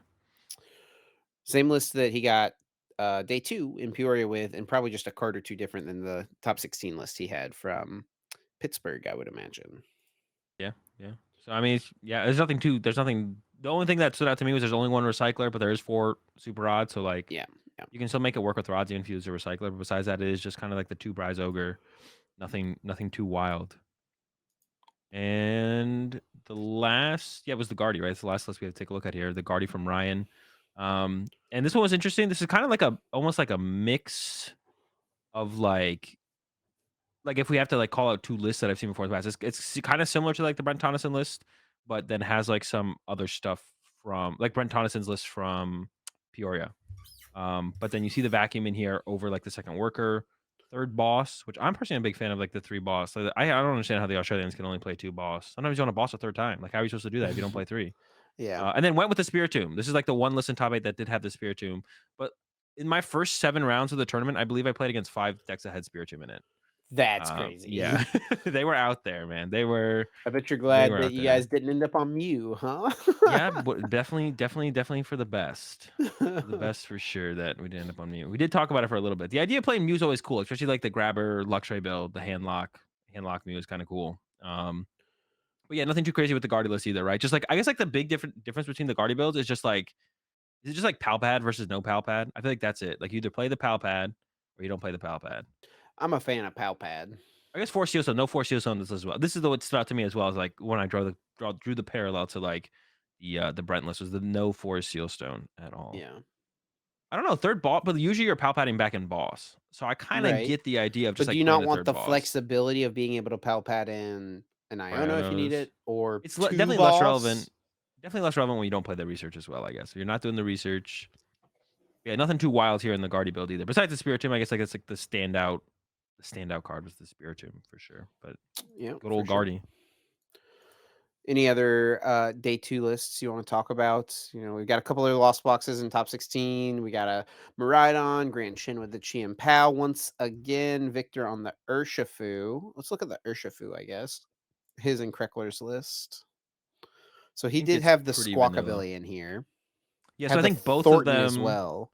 Yeah, both of their lists are pretty close to the ninth place list from Barcelona. So I think Mhm. that's who we can reference as the kind of driving force behind this more aggressive build. No Iridas, I believe, but they have the. Oh, actually, no. I think maybe Kreckler did play the Iridas still. Oh, so yeah, the Victor 2. build is closer to the Barcelona list, but no, the Kreckler's build is very similar to what Kreckler played at Worlds. Actually, I think.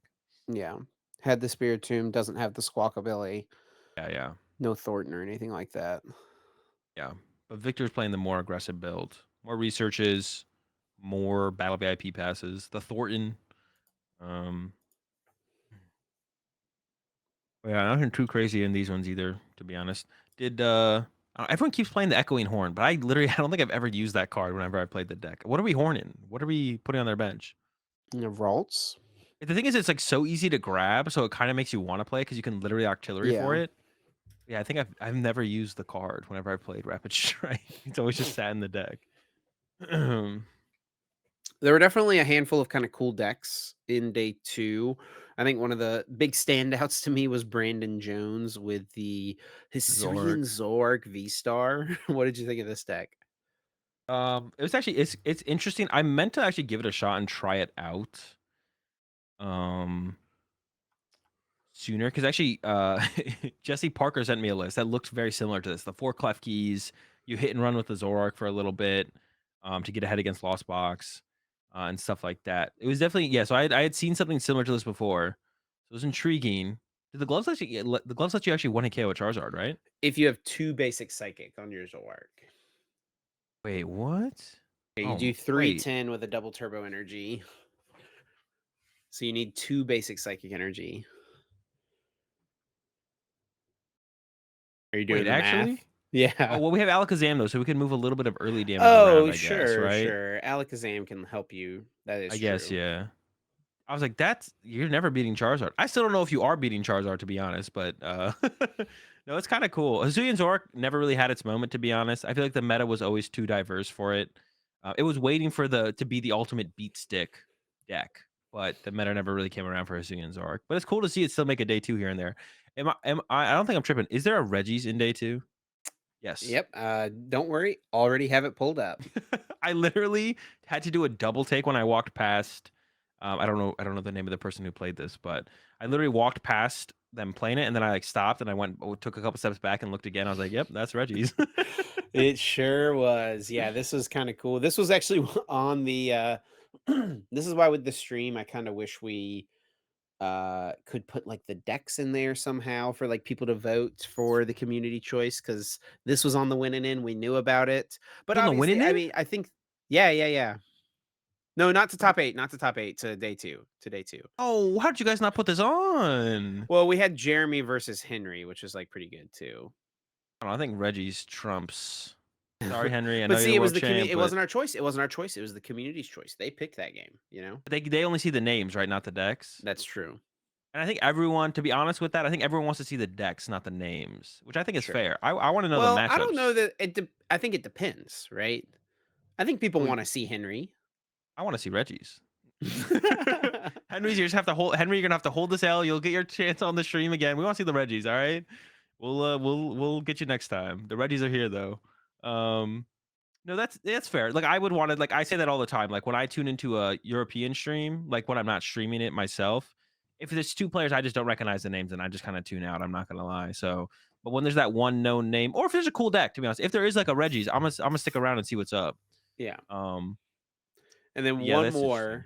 one more. This deck did get on stream in day one. Oh, actually, I guess we have two more to talk about. Let's start with the one that I was about to talk about. They got on stream day one, and that is Block Snorlax. And that is it. That Oh, is the deck. It is 4 Block Snorlax, the Mimikyu, Serena, Rotom, and the Crab. the Millum. It's So way better Andrew with here counter catcher. made day two, but I think he only showed up to like the first round. I think he had like a noon flight. So he went to the Yeah. first round of day two, lost the first round, and then dropped. Just did not want to go through it. Yeah. I mean, to be honest, yeah, I don't blame him. The deck's not very good. I'm not gonna lie. Block Snorlax is not it in the current meta. It's still a fun deck. It's insanely fun to just like play control decks because they play so differently than everything else. And getting to do with it is pretty sick, to be honest.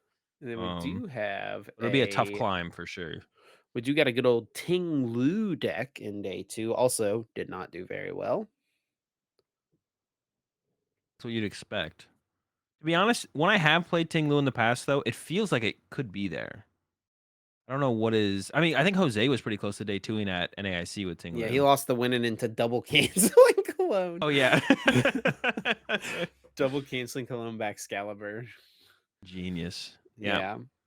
Yeah, because it Um, does when it's not that the deck's pretty consistent overall. Like you get the turn one Koraidon play pretty often. Um Start locking out their abilities. But yeah, then like as the game progresses, if they just literally get any attacker set up, it starts to fall apart. But it's close. It's definitely close. yeah. If only your opponent like had a worse deck. Yeah, can you just like play a worse deck against me, Can you please? play Block Snorlax? Oh man. Yeah. But yeah, I mean, I think It's it's cool to always see fun to those. just kind of look at the wacky stuff that makes day two because it's a thing to show as well for people. Like you don't have to play a tier one meta deck at a Pokemon tournament. If you want to make top eight, you probably should play a tier one meta deck, right? Or But unless you do have a broken wacky deck. Like a wacky yeah, deck isn't sure, good which enough, but you got happens. the broken wacky, then yeah. Then it could happen for sure. But yeah, Uh, it is still cool. It's always cool to see like the Reggies. Like yeah, right. It was sick to see the Reggies in the day two. Ting Lu made it, which is cool as well. Yeah, it would be a really tough climb for any of those decks to push for like a top eight or anything like that. But it's always cool to see them still show up. It shows they're still like I mean, even if some people might say it's a bad thing that bad decks do well. It's cool to it's just, bad decks being able to like compete with top decks to an extent. I think is something that should exist in the Pokemon TCG. It's nice to Agreed. get on ladder and like be able to beat top tier Well, meta and because decks. usually too, as the person playing the quote unquote bad deck, you have to like play a lot better and work a lot harder to beat like the good deck, right? Yeah, exactly. So you So it's like get a super a little rewarding bit more experience as chance well. of skill expression. Well, we Definitely. did make some predictions before Sacramento, and we can recap them now to see how we did. We had an over under set at 250.5 on the championship points of the winner before their win. I took the over. Azul took the under, betting on himself, which kind of came close. He made top eight. Yeah. And I actually don't know for sure, but I would imagine, Alexander Flatos probably did not have over 250 points before the event because we had not seen him in I either don't of the other regionals. Alexander could be a local grinder though. Yeah, I'm Like gonna you see never if I know. A can. local demon. I'm gonna look up the leaderboard real quick because his point should be uploaded now, so we should see his name up there Have they been at uploading over that fast? I 250. have not Yeah, checked like the leaderboards in so long. yeah, they've been updating pretty Um, fast, which is cool. good to see. Let me. Yeah. Also, seems like they're like uh paying out people faster as well. In terms of like money payout. Stuff I think people are already getting paid out for like Pittsburgh and Peoria. Like that stuff used to sometimes takes months to actually happen. So it's cool to see that being happening more aggressively. It doesn't really make any sense why it wouldn't. It's just like you're just sending someone money. Like you have the money, Right. just send them the money. You know. Alexander Um, Flatos has 206 championship points right now. you get 200 for winning, right? Yeah, so that means All he got right. like he Elite got like challenge. top 8 at a challenge. Yeah. That's it. That's all I needed to hear. That's a dub for me on the under. Let's go. And he has his World's End fight. Congratulations, Alexander. Super dope. All right. Highest placing lost Tina. We were both pretty wrong on this one. I was technically I a got little lucky. closer, but like I'm not gonna give myself any credit for this one because you took the 128, I took the top 64, and the real answer was top 16. Top 16, pretty good showing for the lost Tina. They had to have drawn so hot. It's an absurd. If they played any other deck, they would have won the tournament twice. I'm telling you. There's no way. And then the, the last prediction we had highest placing non meta chart deck. I picked Arceus picks, which was pretty close to a couple of Yeah, Arceus. I was like different Arceus water type stuff. Pokemon, buddy. So I should have just said like Arceus stuff, like a stuff, because we had Brayden with the Duraludon, we had Nicolo with the Gyarados VMAX. So I was talking about the picks as well, the Vulpix. Should have just And played the talking about Vulpix. it isn't good enough because we got Victor on with Yeah, the Urshifu. And honestly, like one of those guys definitely should have made top 8, bro. yeah, that Victor. was actually kind of crazy. I literally thought I was gonna get bodied. I was like, "There's no way I can top 8 this tournament because there's Victor and Kreckler up here And then playing." they just kept losing through day 2. They both Yeah, it's like pretty cool. Victor started 10-1-1, I think, and then like tied 2, lost 1 to whiff top 8. It's crazy. Love to see it. Love to see it. To be honest. And um, yeah, that was all of our predictions. So for Lil this weekend, we kind of talked about metashare stuff, like what we think yeah. will or won't change. We haven't done this in a Um, while. What would you play? Top 2 decks. What would you? We I haven't done was this in a while. literally just thinking the exact same thing. I And was what would you just not thinking like, play? Azul, what would you play if you were The, playing this the weekend? top 2 meta decks you would not play. I Let's go would the other way then. not play. Well, I would not play Maridon Ooh, okay. because it doesn't beat anything. Let's put a goal behind it. Well, that's not. Let's beat some things. Doesn't beat much. So Let's put like Maridon's strength comes from the fact that it's uber consistent and it can disrupt your opponent and you like have path the peak. So you disrupt through path and judge and all that stuff and you're yeah, super yeah. strong. So like you win games in unfavorable matchups because Well, your then it's deck not an is just unfavorable like matchup though. powerful. Huh? That means all that matters is your win percentage against a deck. And if you're winning Yeah, games yeah. in that way, that's like you don't like the deck because you feel like when your opponent sets up, you're not winning. That's what you should say. But that doesn't mean it has an unfavorable matchup against that deck. That makes sense? Sure. Yeah. The only thing that matters is win percentage. So if you're winning 50% of the time, even if you're cheesing them, if it feels like you're cheesing them 50% of the time, that's still a Hmm. 50% win rate. That's all that matters. Yeah, I'm just saying where what I'm saying is like where Maridon picks up its win rate is from those Cheesing. like that's how it Yeah. gets there. Yeah. Which doesn't feel good. I also think Miraidon generally I in think, the like, to current do meta, well with like and also, like, I think it does find it capitalizing off of, like, mistakes from your opponent as well. because it's pretty straightforward, pretty aggressive. Yeah, Like yeah. I also one of my problems with Miraidon, now that we're talking about Miraidon, is that like I feel like the decks that the best players choose to play generally beat Miraidon pretty heavily. So that's why I'm not a big fan. The Lost Boxes, the Guardies, stuff like that. Yeah. It's, Um, like, gonna be hard for Miraidon to win an event because once it gets to Really top very 8, hard. it's gonna hit the Something Lost Box or the usually. Guardy, like, Fusion Mew. Or so what's the second deck you would not play out of like the top 8 meta, like actual meta decks, so like not Arceus decks or anything like that. Yeah, yeah, so definitely Miraidon, like I said. Maybe Gardevoir, just because of the time stuff, the tying, um, Leave it to and a Tord. little bit less experience with it, yeah. Yeah. I don't know, what Yeah, about you? you're kind of convinced me on the Miraidon. Well, Lost Tina for sure would be Well, one it's of not a 6 meta share deck, though. Top Oh, six. out of this top 6 you want to do? Yeah, Oh, yeah, okay, out of okay, the top okay. 6. Ooh, okay, I like that more. Than that's actually a good idea. So what were? Hey, let me pull this up on my. We got Lost Box, Yeah, Charizard, yeah. Miraidon, Guardy, Chimpao, Lugia. Ooh, okay Like, then. I would be pretty happy if I ended up playing a Lost Box deck, a Charizard deck, Chimpao, or Lugia, to be honest, I for think I'm with you then. I wouldn't want to play Miraidon or Gardevoir out of those 6 either. Like, I'm with you. If I'm not gonna, if I'm yeah, if we're picking So 2 decks out you've of the called top Gardevoir the 6, tier S deck of this format for a while now. I Has your don't. opinion on that changed? Yeah, I think based on the format, best out of 350 minutes, it's Mhm. not. It is still the tier S deck. Like in terms of, it is the most powerful deck. It does have the best matchup spread. Tournament Um, rules. Specifically into Lil though. I don't know. Maybe I would give it the best deck. I don't know. Maybe not. The colorless Lugia deck is just kind of fine against Gardevoir, and no one's gonna include the Sinnoh. But like I said, I'd be talking about if I would include the Sinnoh. Mhm. Um, yeah, I guess I'm not feeling Gardevoir anymore. I think it is an A tier deck alongside some other decks now. We have no S tier in the format anymore. That's my take. Yeah, I don't think Gardevoir is just like if you could sit down and play 3 games against people, Gardevoir would be the S tier deck. But because of that, and because of the colorless Lugia matchup being pretty fine for colorless Lugia, I would probably say another A tier deck alongside some of the rest now. But I think I would agree with you. Those would be the 2 I wouldn't want to play. Chien-Pao's pretty sick. Colotsugi is pretty sick. Charizard's cool. It's missing. It's missing. Oh, I mean, I guess it had its finish at the Latin American event, but it's missing a finish after that. After it got really popular, and then yeah, I mean, I wouldn't want to play Lost Box this weekend to be honest. So I'm gonna go Lost Box and Guardy. Actually, I'd rather play Miraidon over both those. I think. Yeah, I'm not. I All right, well, wouldn't play. let's do I some wouldn't want to play Lost Box. let's do some predictions for Lil this weekend. So, the first one we have is, will a non-European make top 8? Lots of countries in Europe, but lots of countries outside of Europe. We're gonna see a Brazilian up there, Australian, American getting over I'm there. sure some Americans are going. I know Brent Tonnison's going. I don't know if anyone from Latin America is going, but you know what?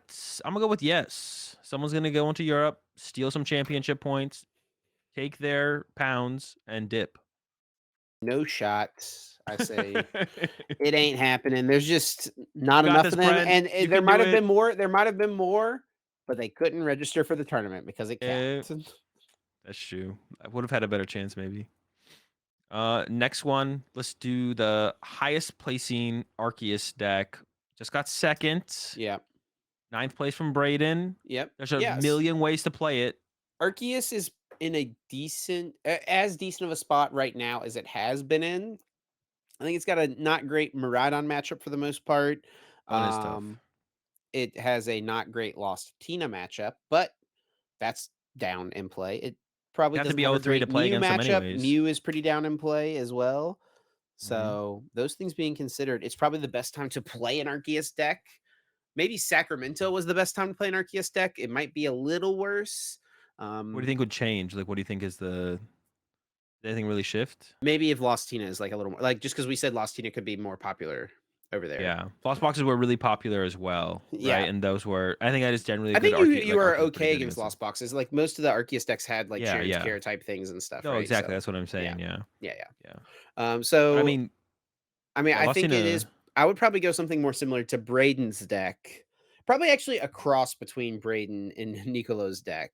Like I don't know if I'm doing the double Mawile cheese, but I think I'm taking some free wins against Lugias with Duraludon. You know, Yeah, the Duraludon seems pretty nice. There's gonna be a little bit of hype behind the Lugia. Do you think You think Lugia should adjust for that though? Actually, now we're kind of like, like what would you even do What though? can colorless Lugia do? Path, bring the paths back. We've seen that before. Yeah, that's Mew the can list that copy the shred Gabriel attack. Fernandez won worlds with in seniors.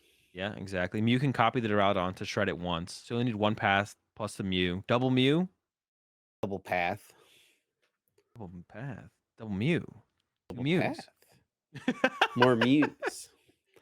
Basic fire energy for your Radiant Charizard. All right, now we're cooking. Okay, we're getting somewhere. I'm going to go with a top 16 finish. Oof, that seems pretty solid. I think there probably will be one in the top 16.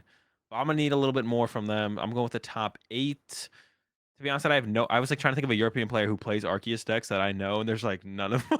So I was about to be like, I'm believing, Brent Tonneson, come through, put the Guardy down, pick up Not an Arceus happening. deck. We get the 2-for-1, the non-European Australian player playing an Arceus deck to top 8. You really don't see even like top players that often changing decks between tournaments.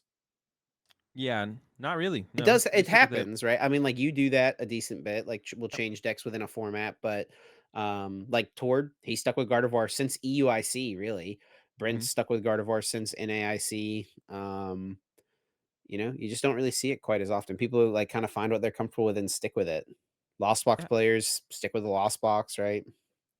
yeah. And I think And I I mean think that's kind of a it's merit of the format. Like a lot of stuff is just good. good. Exactly. Yeah, I It's think that hard to is fair. justify wanting to put something down if it's like been good for you, right? Yeah, how's it going to be any better than the next good deck? If you ever can find like a loophole in a meta, you definitely want to take advantage of it, or not a loophole, but a gap in the meta to like take advantage of. Something like some weird like Mawile cheese, something like that, like what Braden had. Like, but maybe you have to put down a different deck to be able to abuse it. And that's Yeah. like a time to make a move. But it's hard. It's hard when the meta's so wide. It's hard to take advantage of that, right? And then this last prediction, kind of a different one here. We've got an over under set at 3.5, over under 3.5 Radiant Greninja in top 8. There's a lot of decks that play Radiant Greninja, but there's also a lot that do not include it. I mean, I guess the main ones is just Lost Box and Chien Pao that do play it, right? And Gardevoir. Gardevoir, Yeah, yeah. yeah, can't forget Gardevoir. But then, we got the Charizards, we've got the Lugias, we've got the Mews. Like these decks do not play Radiant Greninja. Over under 3.5 Azul. What do you think? Well, if I'm assuming there's an Arceus deck in top 8, but are they going to copy Nicolo and have the Radiant Greninja? No guarantees, But right, brother? I do like the Braden build a little bit better, so I think I'm gonna go under on the 3.5. Ooh. I'm expecting an Arceus deck that does not play it to be in there, so Yeah, I'm taking the this does go over against 3.5. There's just Lost Box is gonna be really popular. Like, Hardware. yeah. And also in this one, I guess if Brent is the only person I can think of that I'm rooting for to make the top 8, I'm already putting a Greninja in the top 8, so I'm kind of got conflicting predictions here, but I'm hoping for the best. Maybe. Okay. So we get someone in there to get top 8 with Arceus. Brent doesn't play Radiant Greninja in Guardvor. I don't know what you're playing, Brent, but Yeah. take out the He doesn't want Greninja. to play Gardevoir so it doesn't get copied by MewEX. That's the Yeah, so you don't play your own genius. So what would you play? What Radiant would you add to your Guard? Serena? Do you have to play one? No, technically not. It's not in the rule book. You could go no Radiant. Wait, what Is if there they ever one that came would out be with like better? what if they came out Oh, with here a you one of go. Here you card go. Here that you go. you All right. No. Here you go. go. We play Gardevoir with a 1 Radiant Eternatus and 1 Duraludon VMAX. Ooh. Why don't we just play Temple of Sinnoh though? Why don't we could play 2 Temple of Sinnoh with all that effort? We could just play 2 Temple of Sinnoh. All right, but I like it though. Try it out, Brent. See if it's good enough. Got the Radiant Greninja, Radiant and then Vikavolt? so I can win Or these. no, Charjabug. It's not even Charjabug, Vikavolt. dude, that thing was so bad. That's probably the worst Radiant Pokemon. The Yeah, Steelix, it's I think, is not better. good. Not Like when you good. attach energy to a V Pokemon, when your What's opponent the does. worst one you could play in Gardevoir, though? The worst. Like Oh, Radiant Venusaur would be terrible in Radiant Gardevoir. Steelix. Radiant, no. Well, I mean, I guess any of them that you can't attack with would be the worst, right? Yeah. Radiant Gardevoir would be pretty bad. Well, no, you reduce the damage you take No, from V no, Pokemon Radiant by Gardevoir 20. would be fine. I said Radiant. What did I say? I said Radiant Venusaur. Oh, Venusaur? Yeah, you never have less than Early 4 game draw cards in your power? hand. Yeah, that would be pretty bad. Like a Iono comeback. Oh no, because he's at the end of your turn. You Yeah, can't even like. exactly. Venusaur is so bad, man. It's so bad. It's so Yeah, bad. Venusaur's not great. Venusaur was hoping W for some good one prize Pokemon to go with it, but they never came. well, Yo, you lost one? Azul, I think that's it for our episode this week. Thanks so much to everyone for listening and supporting, and if you wanna continue to show your support, the best way to do it is to leave us a rating or review. It's the easiest and fastest thing you could do to help us out. Interact with us over here on the YouTube channel if you're watching. And if you want to stay up to date with myself and Azul, you can follow us over on Twitter at ChipRichie, at Azul_GG, or at Uncommon_Energy. Appreciate the support as always. Catch y'all next week. Should be back to the regular schedule on Tuesday at 7 a.m. Eastern. And of course, stay tuned for the bonus episode if you are a Patreon supporter.